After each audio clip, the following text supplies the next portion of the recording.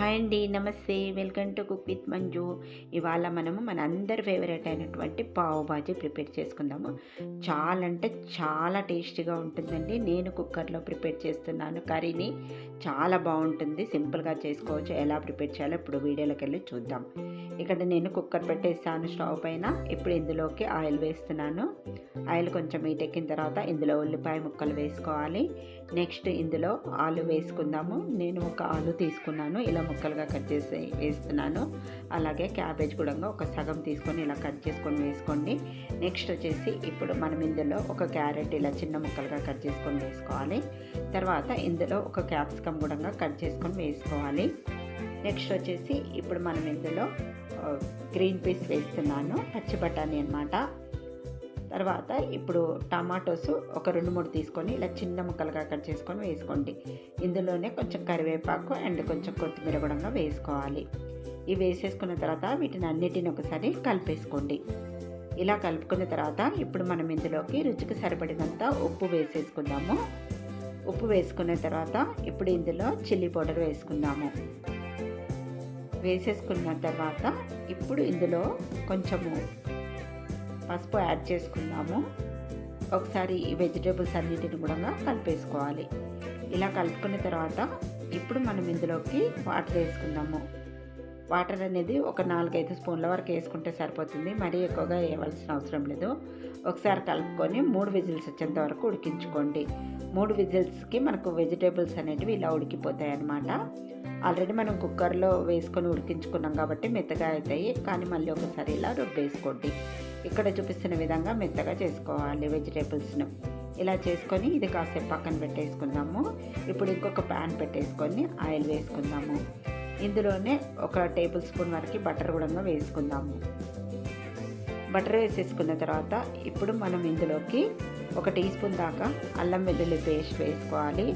ఆ తర్వాత ఇందులో కాశ్మీరీ చిల్లీ పౌడర్ వేస్తున్నాను, 1 టీ స్పూన్ వేస్తున్నాను. అలాగే ఉప్పు కూడా ఒక 1/2 టీ స్పూన్ వేస్తున్నాను.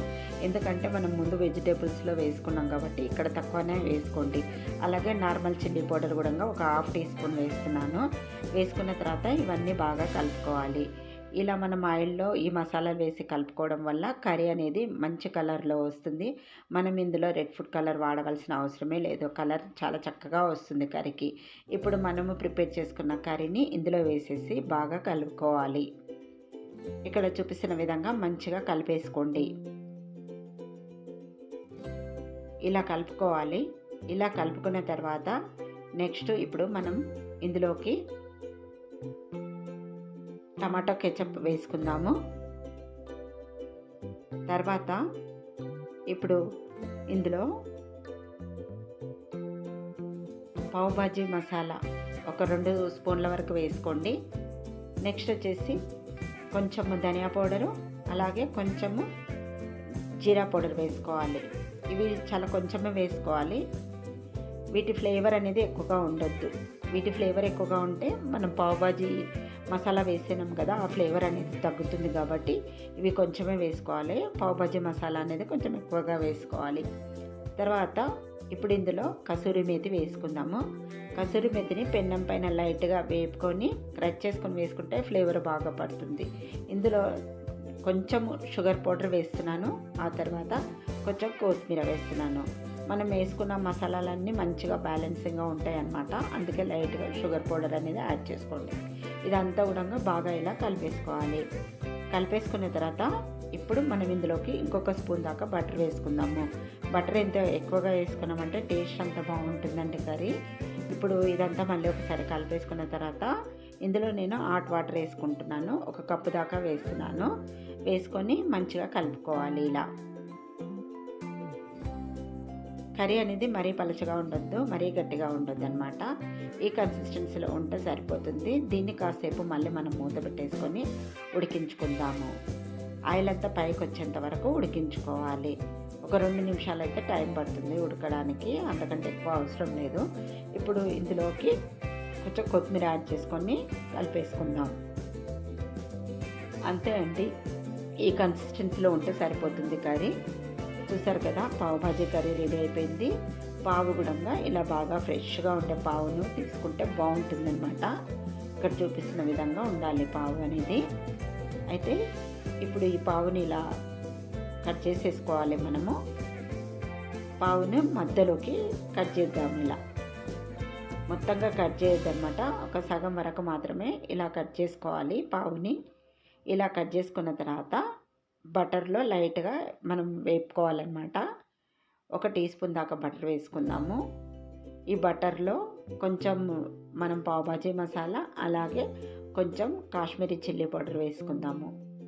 ఇలా చేయడం వల్ల పావు అనేది కొంచెం టేస్టీగా ఉంటుంది, చప్పగా లేకుండా.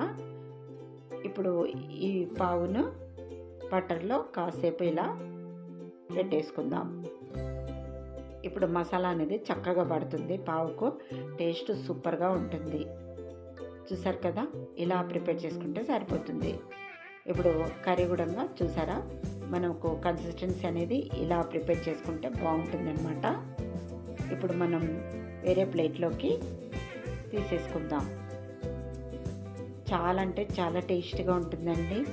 బయట మనం కొనవలసిన అవసరమే లేదు. ఇంట్లో పిల్లలకి ఇలా పావుబాజీ చేసి పెట్టేశారంటే చాలా ఇష్టంగా తింటారండి. పిల్లలే కాదు, పెద్దలకు కూడా అందరికీ చాలా ఇష్టం కదా పావుబాజీ.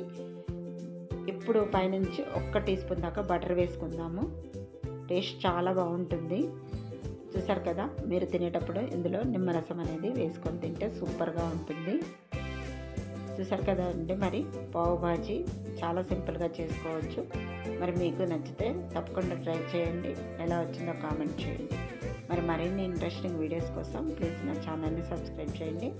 అలాగే లైక్ ఇవ్వడం అయితే మర్చిపోకండి. ప్లీజ్ అండి, సపోర్ట్ చేస్తూ ఉండండి. మరి వీడియో నచ్చితే మీ ఫ్రెండ్స్కి, మీ రిలేటివ్స్కి కూడా షేర్ చేయండి. Thanks for watching my video.